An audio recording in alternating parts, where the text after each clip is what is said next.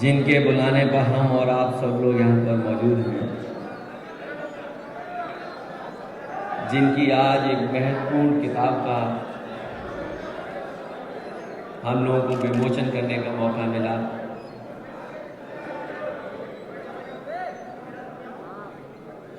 पूर्व विधायक लेखक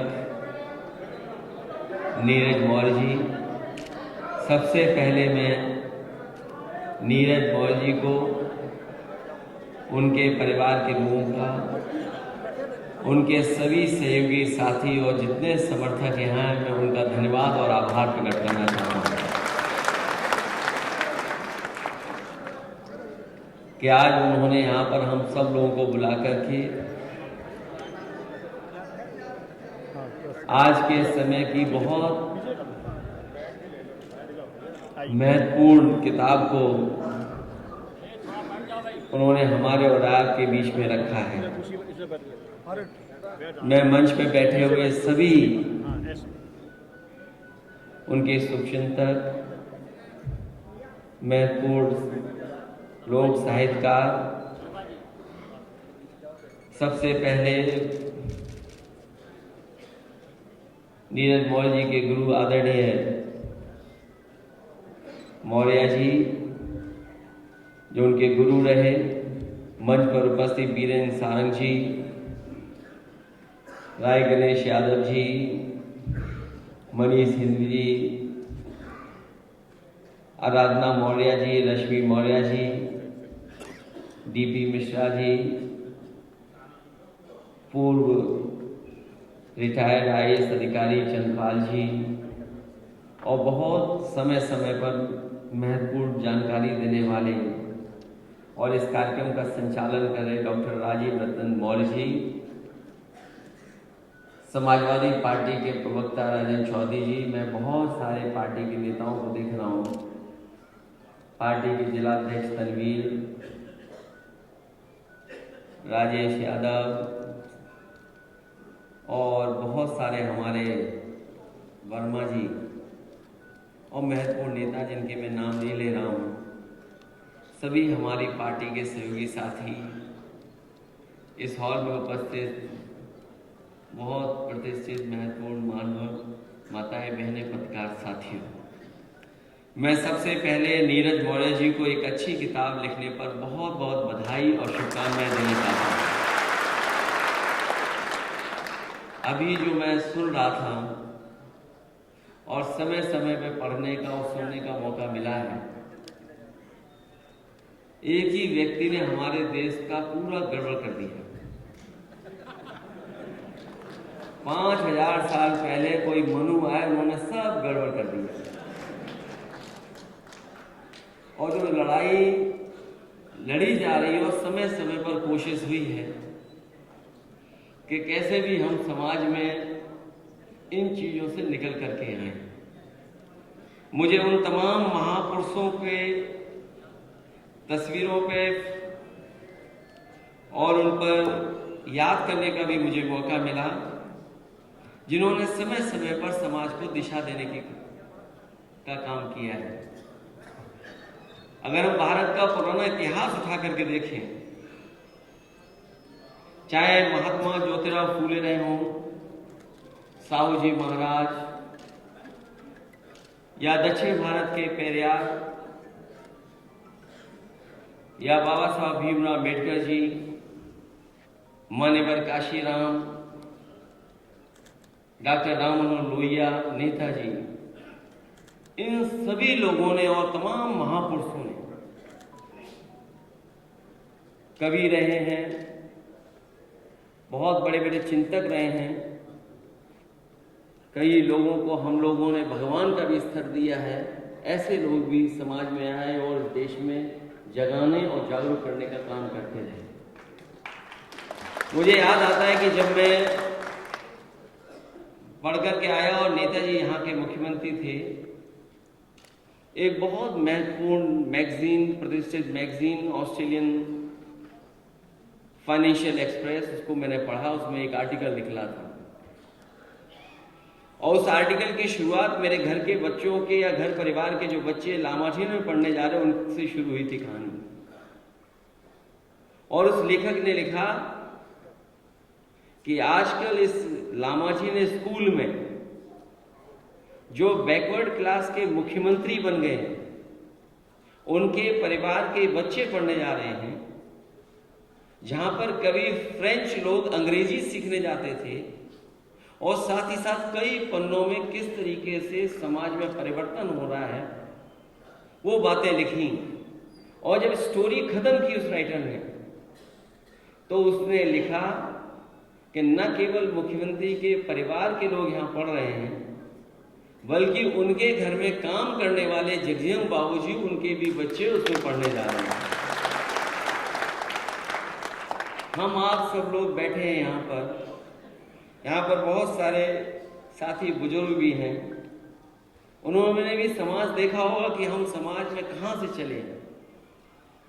आज 30-40 साल पीछे मुड़ करके देखें तो हम कहाँ खड़े थे, और आज जब नई पीढ़ी आ गई है, इंटरनेट, व्हाट्सएप और सोशल मीडिया के ज़माने में, हम देखें तो एक परिवर्तन हमें दिखाई देता है कि पुराने लोग शायद कम जागरूक थे, लेकिन नई पीढ़ी के लोग, मैं समझता हूँ, ज़्यादा जागरूक हैं, ज़्यादा अधिकार और ज़्यादा बात को समझ रहे हैं।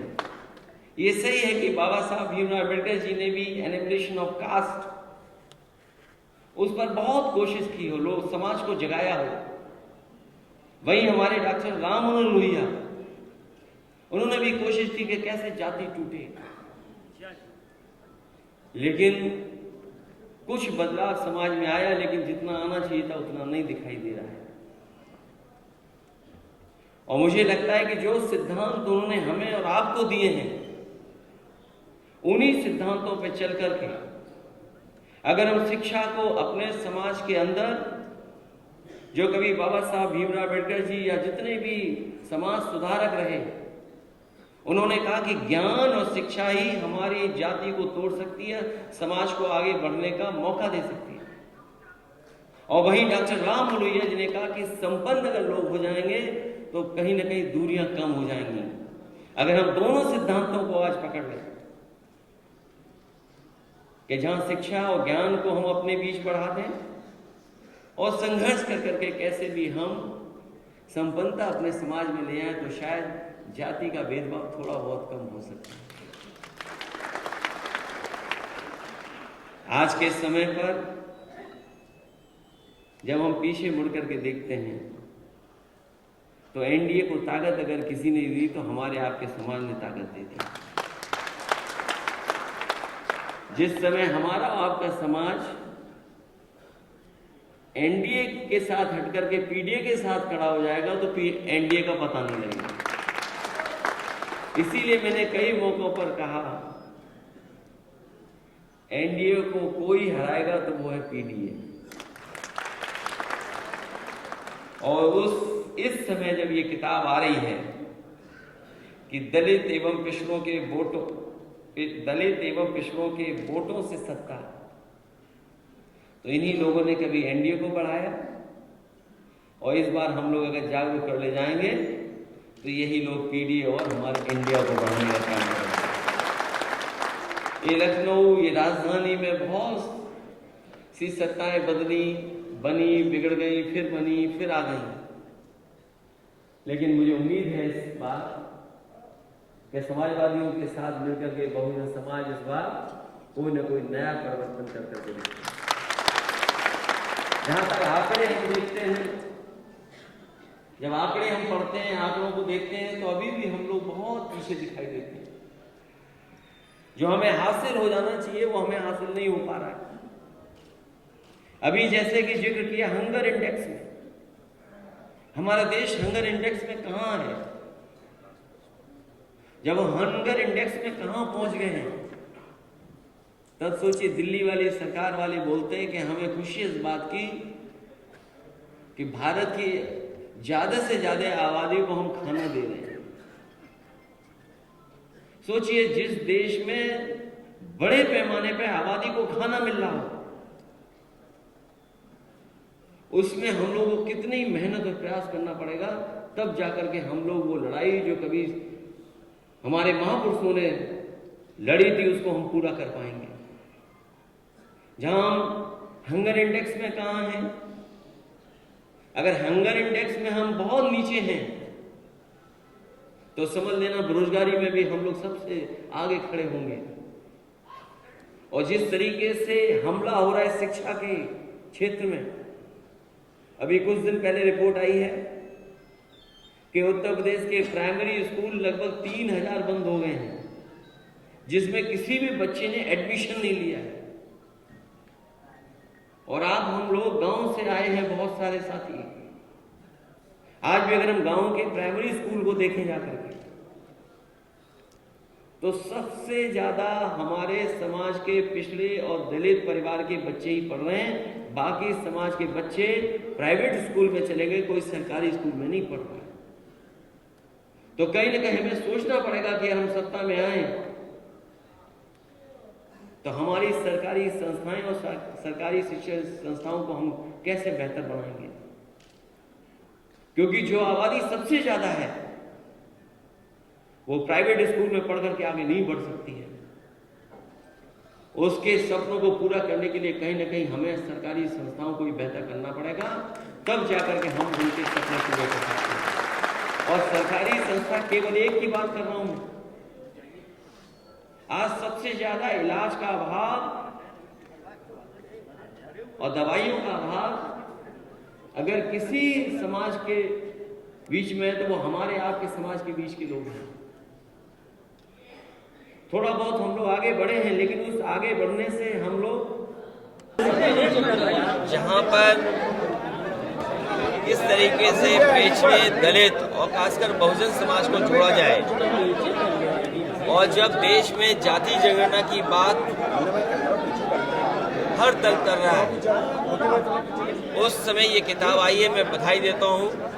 और सच्चाई भी यही है कि जहां बहुजन समाज जिस दल के साथ खड़ा हो जाता है, उसी दल की सत्ता बन जाती है। आज जो आंकड़े बताते हैं, पिछले दलित और खासकर अल्पसंख्यक मुसलमान भाई हर जगह पीछे हैं, चाहे वो नौकरियां हों, चाहे वो रोजगार हों, चाहे वो संस्थाओं में जहां उन्हें मौका मिलना चाहिए, हर जगह पीछे हैं। इधर जब से जाति जनगणना की बात आई है, जो कभी नारे लगते थे, आज हर समाज के लोग इस बात को कह रहे हैं कि जाति जनगणना हो और जाति के जो आबादी हो उसके हिसाब से हक और सम्मान मिले।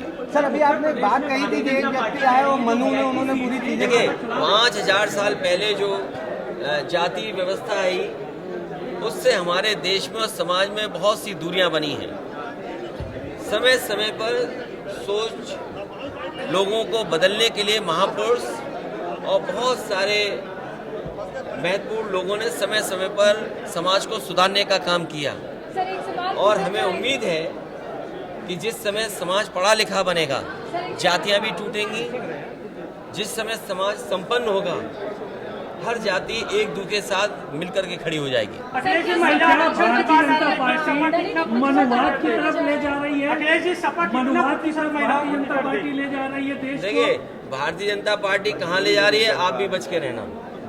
महिलाओं को क्योंकि भारतीय जनता पार्टी जहाँ ले जा रही है, आप भी नहीं बचोगे, क्योंकि आप पे भी अटैक है।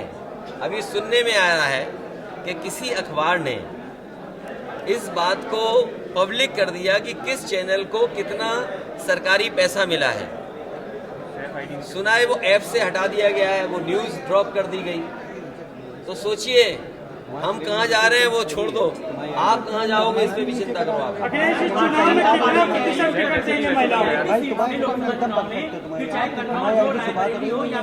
जहाँ से वीआईपी कैंडिडेट करते हैं दूसरी पार्टियों के, वहाँ पर सबसे पहले वो प्रत्याशी घोषित करेंगे और वहाँ पर सबसे ज्यादा उनका। तो सुनिए, नवरात्र आते ही हम भी वीआईपी सीटों पे नाम अनाउंस कर देंगे। और अगर हमारे वीआईपी हारेंगे, उनकी रणनीति बना रहे हो, तो हम तो बहुत पहले पीडीए के साथ उनके वीआईपीओ को हराने की रणनीति बना चुके हैं। सर, मध्य प्रदेश जब आप चुनाव के लिए, सर चुनाव प्रचार के लिए बैठे, उसके बाद महिलाओं को देखिए, ये सवाल हमसे मत पूछो। महिला होकर के बीजेपी के खिलाफ लिखी है कि बीजेपी के लोग मध्य प्रदेश में चुनाव होने जा रहा है, सूची के बाद सूची आ रही है उनकी। अब बताइए महिलाओं को कितना आरक्षण दिया उन्होंने, क्या 33% आरक्षण दिया है जो सूची उन्होंने जारी की है? क्या राजस्थान में भारतीय जनता पार्टी के लोग अपने कार्यकर्ता अपनी नेताओं को देंगे उतना? समाजवादियों ने कहा है कि पिछड़े अल्पसंख्यक माताएं बहनें उनको शामिल किया जाए और समाजवादी पार्टी की कोशिश होगी। मध्य प्रदेश में जब वो आपने- देखने गए कि कैसे मध्य प्रदेश में हार होगी। सर, कल प्रधानमंत्री अखिलेश जी, ने कहा आप है भी कि मध्य विपक्ष प्रदेश जो गए है थे, महिला क्या बात आरक्षण बनी से है? देश को भटकाने की कोशिश कर रहा है। देखिए, महिला आरक्षण अगर है तो बीजेपी के लोग मध्य प्रदेश की सूची में जारी करें कि 33% जिसमें पिछड़े अल्पसंख्यक आदिवासी और दलित माताएं बहनों की संख्या 33%। सांसदों को विधायकों के चुनाव लड़ा रही है भारतीय जनता पार्टी मध्य प्रदेश में, दबाव है। और मुख्यमंत्री की अभी तक टिकट नहीं घोषित हुई। सोचिए आप, ये मुख्यमंत्री की टिकट नहीं घोषित हुई और तमाम मुख्यमंत्री बनने के लिए चुनाव लड़ रहे हैं, तो सोचिए कितने घबराई हुई है अखिलेश जी, मध्य प्रदेश में आप अकेले लड़ रहे हैं या कांग्रेस सीटें दे रही है कुछ आप? समाजवादी पार्टी का जो संगठन है उससे हमारी राय हुई है, उन्होंने हमें कुछ सूची दी है। भारतीय जनता पार्टी को हराने के लिए हम चाहते हैं कि कांग्रेस और समाजवादी पार्टी मिलकर के लड़े और हराए भारतीय जनता पार्टी।